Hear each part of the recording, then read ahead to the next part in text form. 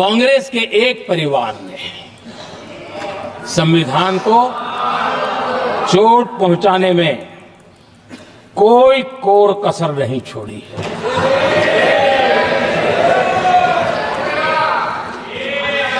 और मैं इसलिए एक परिवार का उल्लेख करता हूं कि 75 साल की हमारी यात्रा में 55 साल एक ही परिवार ने राज किया है। इसलिए देश को क्या क्या हुआ है ये जानने का अधिकार है। और इस परिवार के कुविचार, कुरीति, कुनीति, इसकी परंपरा निरंतर चल रही है। हर स्तर पर इस परिवार ने संविधान को चुनौती दी है। आदरणीय सभापति जी, 1947 टू 1952 इस देश में इलेक्टेड गवर्नमेंट नहीं थी। एक अस्थाई व्यवस्था थी, एक सिलेक्टेड सरकार थी और चुनाव नहीं हुए थे। और जब तक चुनाव न हो तब तक एक इंटरिम व्यवस्था के रूप में कोई खाका खड़ा करना चाहिए, किया गया था।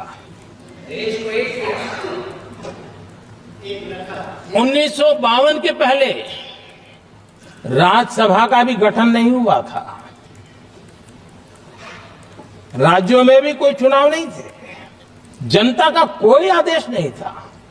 उसके बावजूद भी, और अभी तो संविधान निर्माताओं ने इतना मंथन करके संविधान बनाया था। 1951 में जबकि चुनी हुई सरकार नहीं थी, उन्होंने ऑर्डिनेंस करके संविधान को बदला और किया क्या? अभिव्यक्ति की आजादी पर हमला कर दिया गया।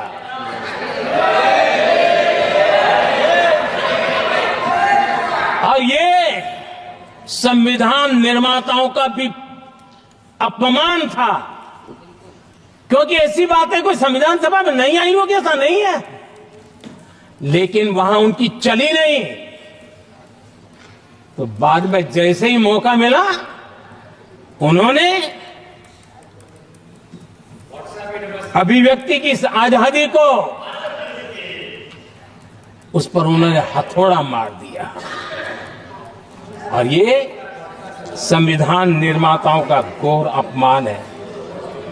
अपने मन की चीजें जो संविधान सभा के अंदर नहीं करवा पाए, उन्होंने पिछले दरवाजे से किया, और वो भी चुनी हुई सरकार के वो प्रधानमंत्री नहीं थे, उन्होंने पाप किया था। इतना ही नहीं, आदरणीय सभापति जी, उसी दौरान उस समय के प्रधानमंत्री पंडित नेहरू जी ने मुख्यमंत्रियों को एक चिट्ठी लिखी थी। उस चिट्ठी में उन्होंने लिखा था, नेहरू जी लिखते हैं, अगर संविधान हमारे, आगे नेहरू जी लिखते हैं, अगर संविधान हमारे रास्ते के बीच में आ जाए, ये नेहरू जी लिख रहे हैं, अगर संविधान हमारे रास्ते के बीच में आ जाए, आगे नेहरू जी कह रहे हैं, तो हर हाल में संविधान में परिवर्तन करना चाहिए। ये नेहरू जी ने मुख्यमंत्रियों को चिट्ठी लिखी।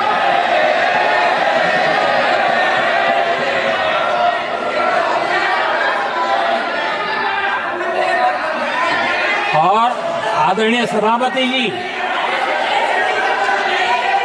ये भी देखिए, 1951 में ये पाप किया गया, लेकिन देश चुप नहीं था। उस समय राष्ट्रपति डॉक्टर राजेंद्र प्रसाद जी ने चेताया ये गलत हो रहा है। उस समय स्पीकर पद पर बैठे हुए हमारे स्पीकर महोदय ने भी पंडित जी को कहा गलत कर रहे हो। इतना ही नहीं, आचार्य कृपलानी जी, जयप्रकाश नारायण जैसे महान कांग्रेसी लोगों ने भी पंडित नेहरू ने कहा कि ये रोको, लेकिन पंडित जी का अपना संविधान चलता था और इसलिए उन्होंने इतने वरिष्ठ महानुभावों की सलाह मानी नहीं और उसे भी उन्होंने दरकिनार कर दिया। और आदरणीय सभापति जी, ये संविधान संशोधन करने का ऐसा खून कांग्रेस के मुंह लग गया कि समय समय पर वो संविधान का शिकार करती रही। ये खून मुंह पे लग गया। इतना ही नहीं, संविधान के स्पिरिट को लहू लहान करती रही।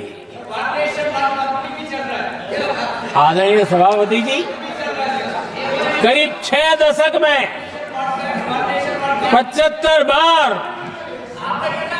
संविधान बदला गया। आदरणीय सभापति जी,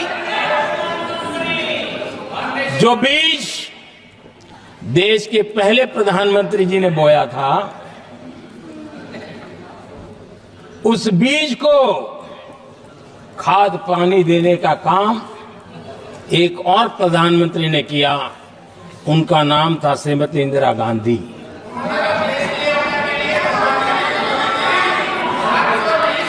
जो पाप पहले प्रधानमंत्री करके गए और जो खून लग गया था 1971 में, सुप्रीम कोर्ट का एक फैसला आया था। उस सुप्रीम कोर्ट के फैसले को संविधान बदल करके पलट दिया गया और 71 में ये संविधान संशोधन किया गया था। और क्या था, उन्होंने हमारे देश की अदालत के पंख काट दिए थे और यहां पर तो किया था कि संसद संविधान के किसी भी आर्टिकल में जो मर्जी पड़े वो कर सकती है और अदालत उसकी तरफ देख भी नहीं सकती है। अदालत के सारे अधिकारों को छीन लिया गया था। ये पाप 1971 में उस समय की प्रधानमंत्री श्रीमती इंदिरा गांधी ने किया था।